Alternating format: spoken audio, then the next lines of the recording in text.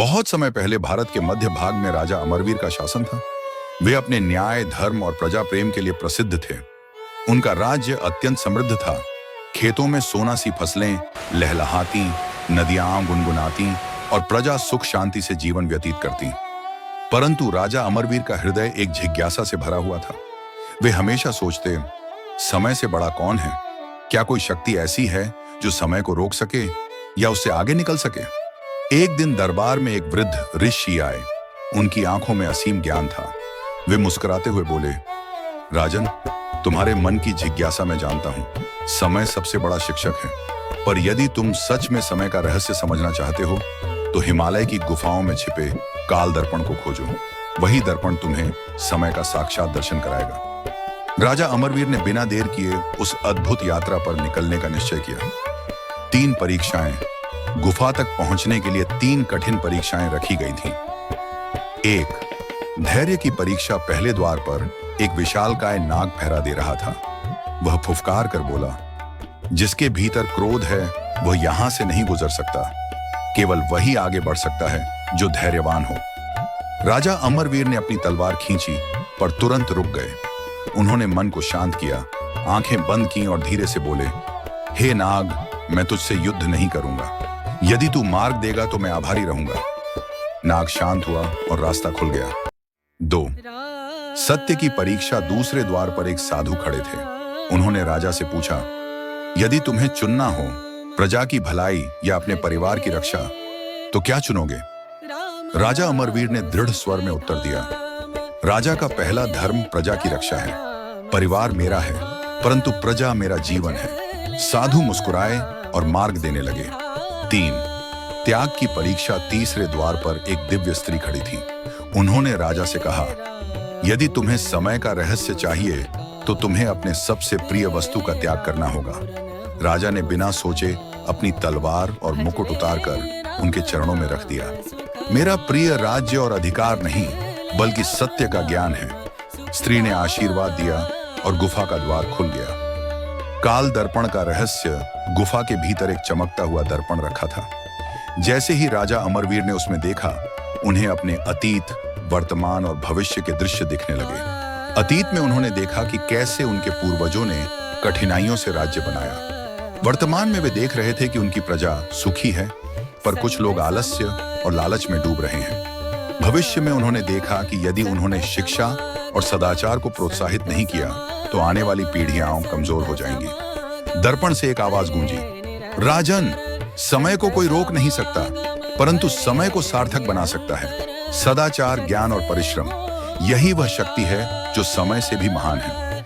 राजा अमरवीर जब हिमालय की गुफाओं से लौटे तो उनके मन में अब भी कई प्रश्न उठ रहे थे। वे सोचते थे, दर्पण ने मुझे समय का सत्य दिखाया, परंतु जीवन को सार्थक बनाने का मार्ग कौन बताएगा? इसी विचार में वे एक दिन अपने दरबार से बाहर साधारण वेश में निकले। वे प्रजा का हाल जानना चाहते थे। एक गांव में उन्होंने देखा कि एक साधु वृक्ष के नीचे ध्यान मग्न बैठे हैं। उनके चारों ओर लोग शांत होकर प्रवचन सुन रहे थे। राजा भी उनके पास गए। वह कोई और नहीं बल्कि बुद्ध के शिष्य आनंद थे, जो गांव-गांव जाकर बुद्ध के उपदेश सुनाते थे। राजा ने प्रश्न किया, आचार्य, मैंने समय का रहस्य देखा है, परंतु बताइए, मनुष्य जीवन का सबसे बड़ा सत्य क्या है?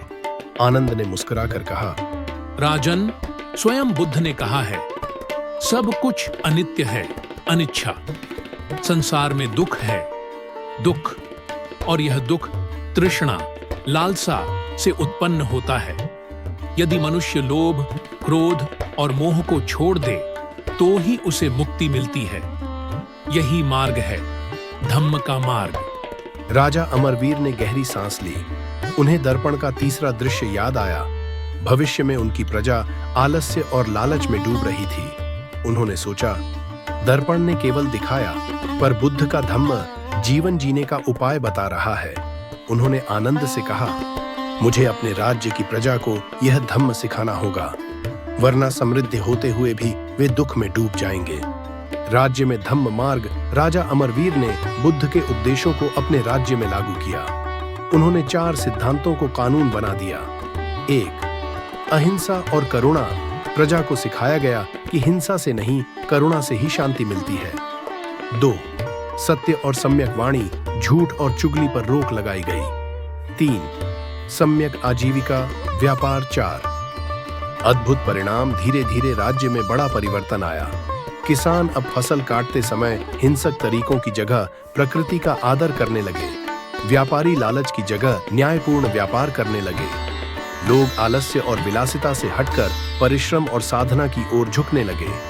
दरबार में झगड़े कम हो गए क्योंकि सब सत्य और सम्यक वाणी बोलने लगे। राजा की अंतिम शिक्षा वर्षों बाद जब राजा अमरवीर वृद्ध हुए तो उन्होंने अपने पुत्र को बुलाकर कहा, पुत्र, समय का दर्पण मुझे यह सिखा गया कि सब कुछ नश्वर है, और बुद्ध के धम्म ने मुझे बताया कि जीवन का वास्तविक उद्देश्य दुख से मुक्ति और करुणा में जीना है। याद रखो, धन नश्वर है पर धर्म अमर है, सत्ता क्षणिक है पर सत्य शाश्वत है। राज्य की जनता राजा अमरवीर को केवल एक शक्तिशाली शासक के रूप में नहीं, बल्कि एक धम्मराज के रूप में याद करने लगी। कहानी से शिक्षा एक अनित्य, सब कुछ बदलता है। समय के दर्पण ने दिखाया कि सुख दुख स्थायी नहीं। 2. दुख, दुख का सत्य, भोग और विलास अंततः दुख का कारण बनते हैं।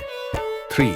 तृष्णा, लालसा, लालच और मोह ही भविष्य का सबसे बड़ा खतरा है। 4.